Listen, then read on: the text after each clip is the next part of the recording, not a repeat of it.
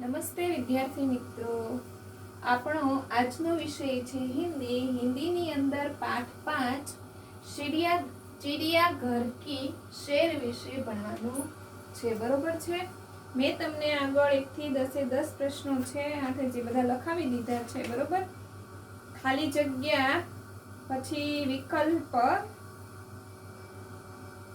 પછી ત્રીજો પ્રશ્ન, પ્રશ્નના જવાબ, પછી સમાનાર્થી, વિરુદ્ધાર્થી, વિરોધી શબ્દો છે એના બધા વાક્યો, પછી શબ્દ સમૂહ, સાતમો પ્રશ્ન અક્ષર પ્રમાણે ક્ષ, ત્ર, ન અને શ્ર ઉપરથી, પછી શબ્દો બનાવવાના હતા. બરોબર છે.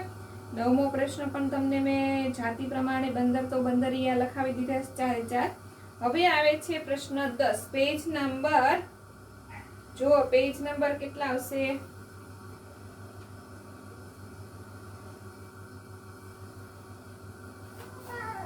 27મો પેજ આવશે. 27वां पेज ऊपर पेज नंबर प्रश्न 10 निम्नलिखित अंश को पढ़कर प्रश्नों के उत्तर दीजिए. तो मैं તમને આગળના વિડિયોની અંદર સમજાવી દીધું હતું कुछ अजब और कुछ गजब. બરોબર. હું ફરીથી વાંચું છું, સાંભળજો. એના ઉપરથી પ્રશ્નોના જવાબ લખવાના છે.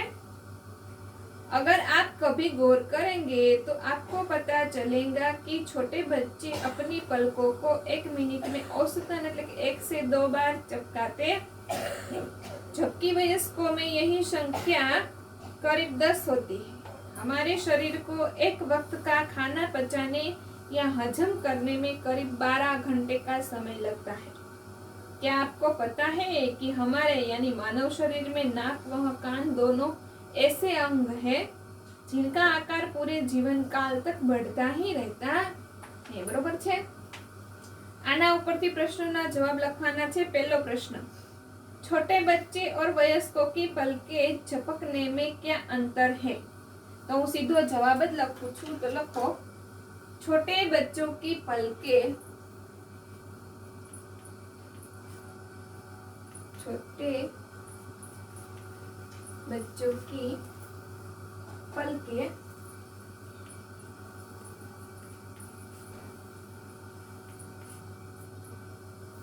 एक मिनट में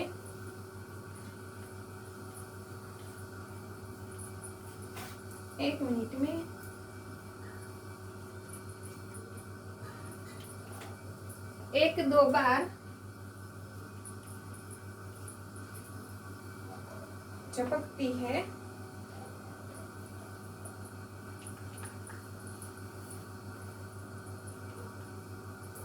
जबकि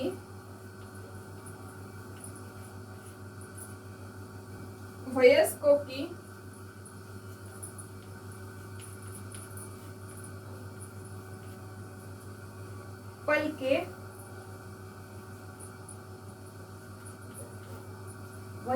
की पलकें 1 मिनट में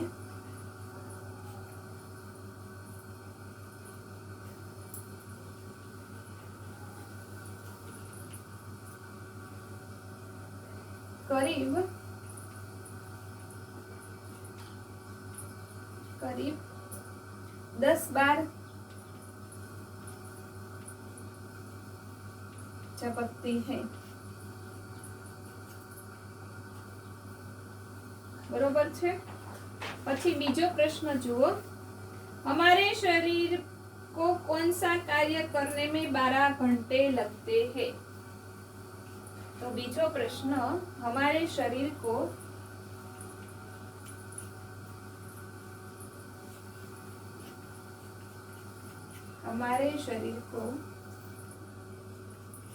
एक वक्त का खाना पचाने में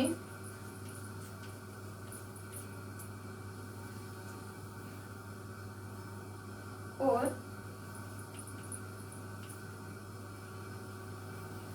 हजम करने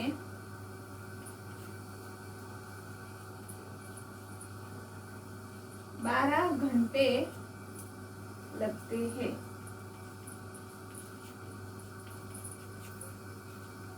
પછી ત્રીજો, शरीर के ऐसे कौन से 2 अंग हैं जो पूरे जीवन काल तक बढ़ते ही रहते हैं? तो हमारे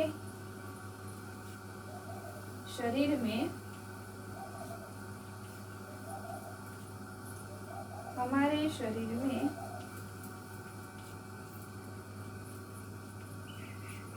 नाक और कान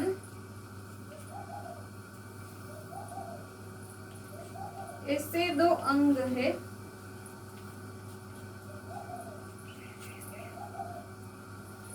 ऐसे दो अंग है जो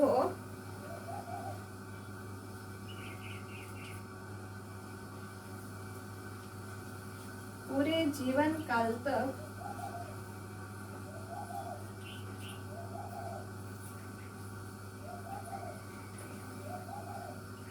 बढ़ते रहते हैं, बढ़ते रहते हैं। बरोबर छे। आ एक थी तने 3 प्रश्न लखी नाखो।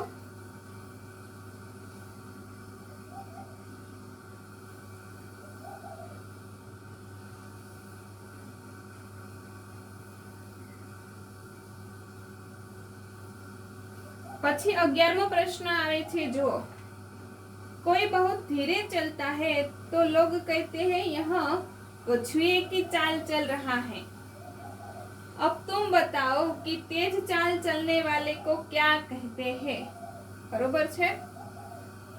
आ लखाई जाए પછી 11મો પ્રશ્ન જુઓ।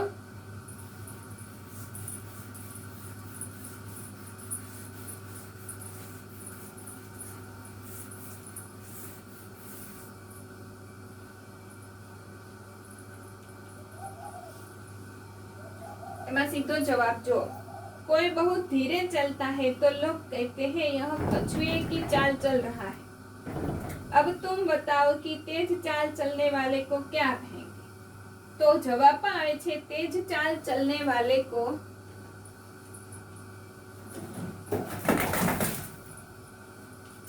तेज चाल चलने वाले को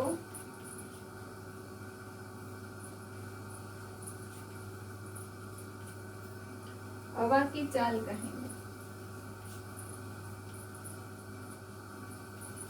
हवा की चाल कहेंगे। बरोबर।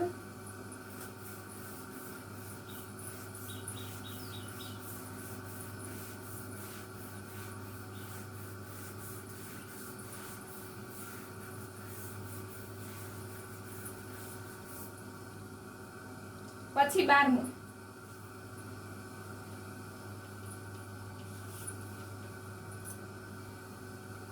चिड़ियाघर में जाकर क्या क्या नहीं करना चाहिए।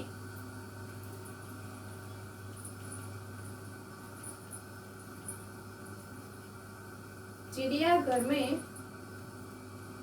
जाकर पिंजरे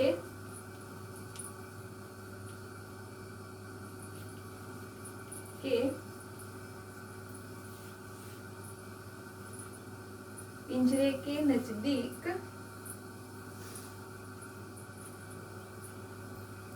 नहीं जाना चाहिए।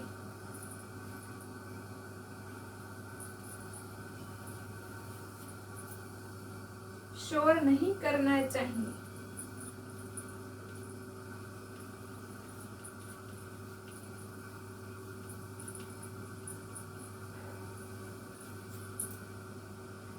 जानवरों को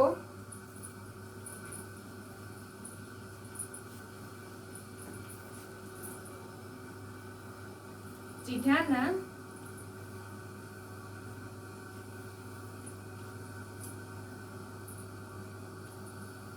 नहीं चाहिए।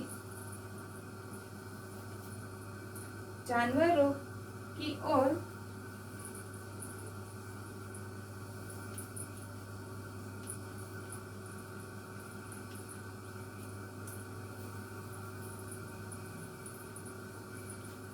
खाना नहीं फेंकना चाहिए।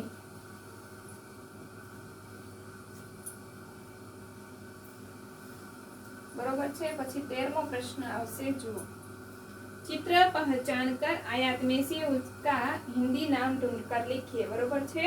હવે કૌંસની અંદર બધા જે પક્ષીઓ છે, પ્રાણીઓ છે એમના નામ આપેલા છે, તમારે જે પક્ષી હોય એમનું નામ કૌંસમાંથી શોધીને લખવાનું છે. તો પેલું છે તોતા, જો અહીંયા લખી આપું છું, બરોબર. પેલું છે તોતા, પછી બીજું છે શુતુરમુર્ગ, પછી ત્રીજું છે હાથી, પછી ગેંડા, પછી શેર, મોર, કેલા, ભાલુ, મગર, માછલી, ગોરૈયા,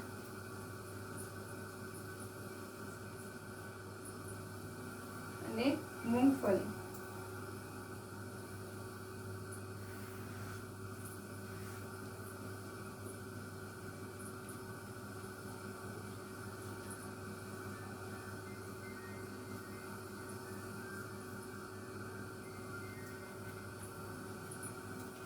બરોબર છે. આ બધા નામ છે, ચિત્રમાંથી જોઈ જોઈને લખવાના છે ને આપણને બધાને ચિત્ર ઓળખીએ છીએ અને નામ પણ આવડે છે. છતાં જો એકાદું નામ ના આવડે તો કૌંસમાંથી જોઈને તમે લખી શકો છો. પછી 14મો પ્રશ્ન જુઓ, પેજ નંબર 29 ઉપર 14મો પ્રશ્ન. નીચે दिए गए जंगल के दृश्य का वर्णन कीजिए.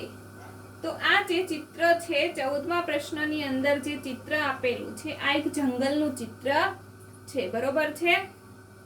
આ ચિત્ર શેનું આપેલું છે?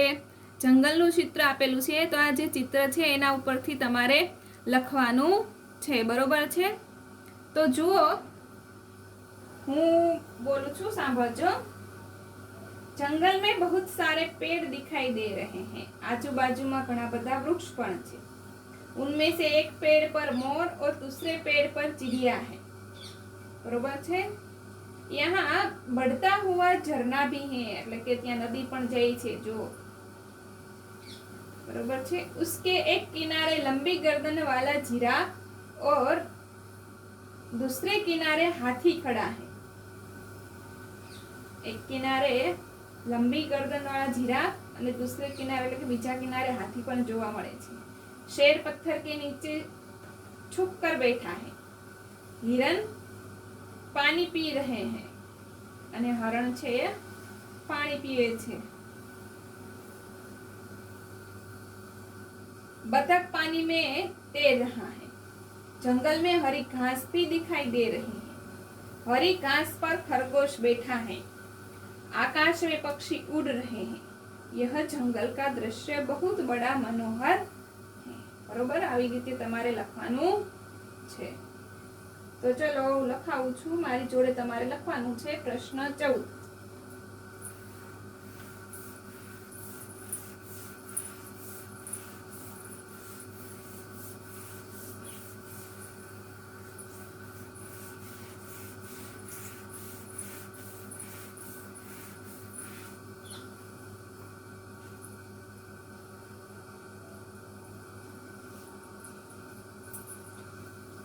जंगल में बहुत सारे पेड़ दिखाई दे रहे हैं.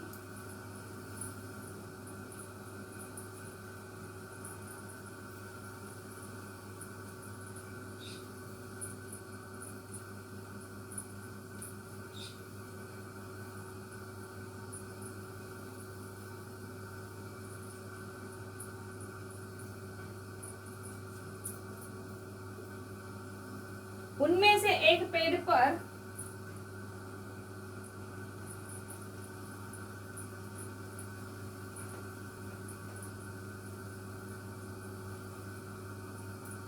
उनमें से एक पेड़ पर चिड़िया है,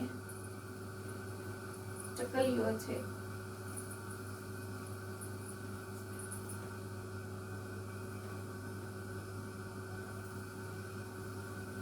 चिड़िया है और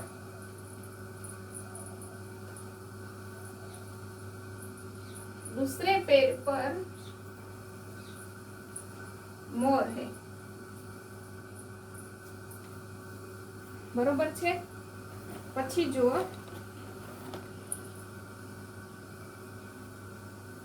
यहाँ बढ़ता हुआ झरना भी है। यहाँ बढ़ता हुआ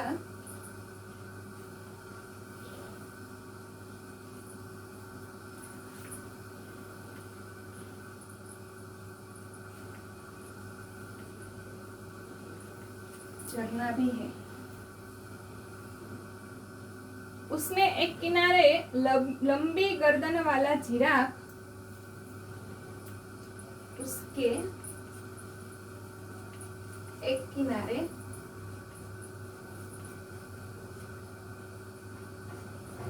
लंबी गर्दन वाला जिराफ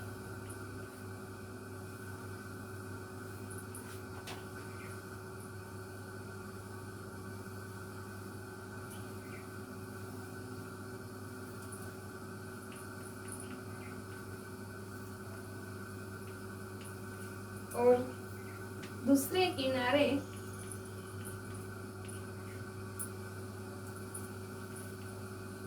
हाथी खड़ा है।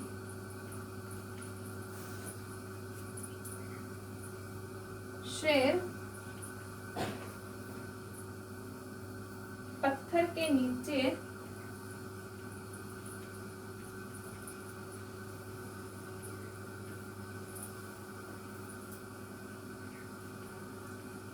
छुपकर बैठा है।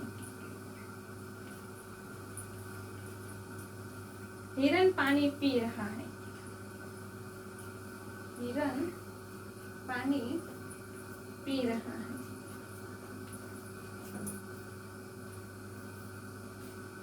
बतख पानी में तैर रहा है।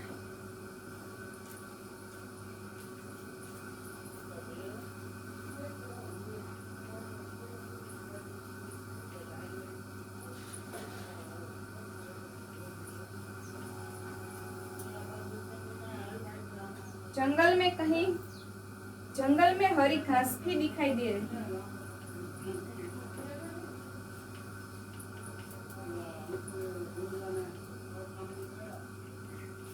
जंगल में हरी घास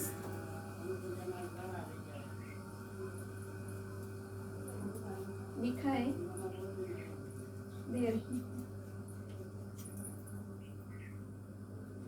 हरी घास पर खरगोश बैठा है।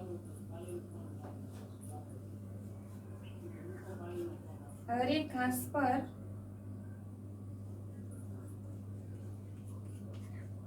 खरगोश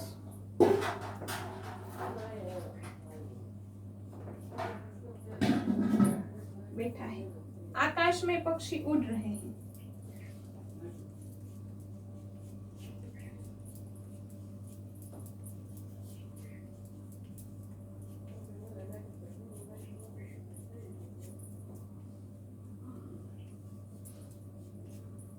यह जंगल का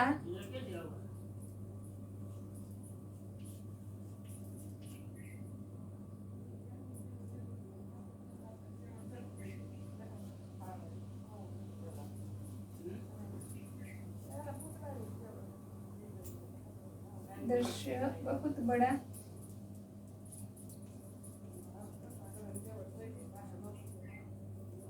मनोहर है।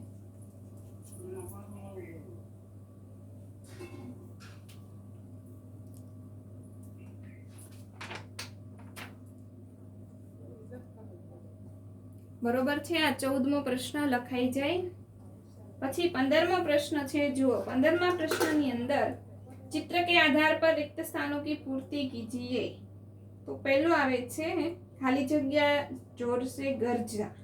तो पहला चित्र में शुं छे तो के शेर, बराबर छे। पछी बीजू जो चिड़िया घर में एक शिंग वाला खाली जग्या था। तो शुं छे गेंडा, एक शिंगड़ा वाळो शुं होय छे गेंडो। तीजू तालाब में खाली जग्या तैर रही है। तो शुं आवशे बतक। चौथो हरियल खाली जग्या टे टे करता है। तो शुं आवे छे तोता, बरोबर छे। पछी 16मा प्रश्ननी अंदर गुजराती नाम छे एना हिंदी नाम लखवाना छे।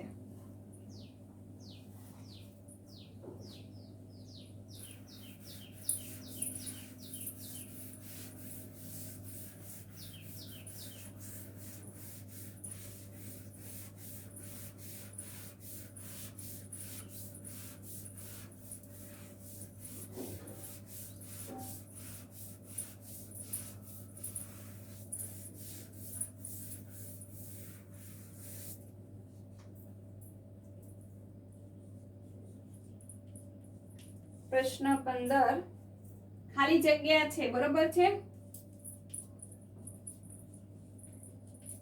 તો એમાં પહેલું ખાલી જગ્યામાં આવે છે શેર. પછી બીજી ખાલી જગ્યામાં આવશે ગેંડા. ત્રીજી ખાલી જગ્યામાં આવે છે બતક. અને ચોથી ખાલી જગ્યામાં આવે છે તોતા. પ્રશ્ન 16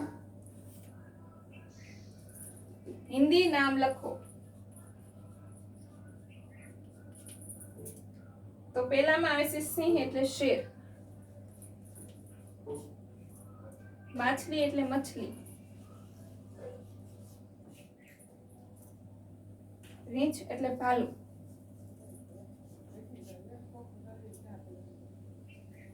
ગેંડા એટલે ગેંડા, જીરાફ એટલે જીરાફ,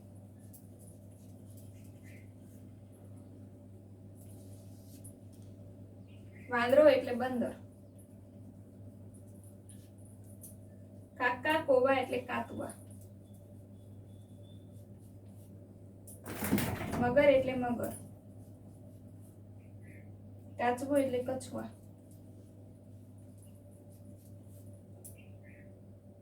પોપટ એટલે તોતા, બતક એટલે બતક, બતક, મોર એટલે મોર, શાહમૃગ એટલે શુતુરમુર્ગ, હાથી એટલે હાથી, ઊંટ એટલે ઊંટ. બરોબર છે? અહીંયા આપણો પ્રશ્ન છે, પાઠ છે એ પૂરો થાય છે. 5મો પાઠ પૂરો થઈ જાય છે. હવે હોમવર્ક ની અંદર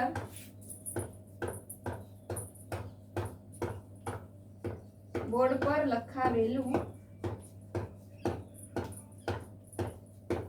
બધું જ સ્વાપોથીમાં લખવું. બરોબર છે? પાઠ 5 ની અંદર મેં આજે જેટલું બોર્ડ ઉપર લખાવેલું છે પ્રશ્ન 10 થી 16 સુધી બધું તમારે સ્વાધ્યાય પોથીની અંદર ફરજિયાત લખવાનું છે. અસ્તુ.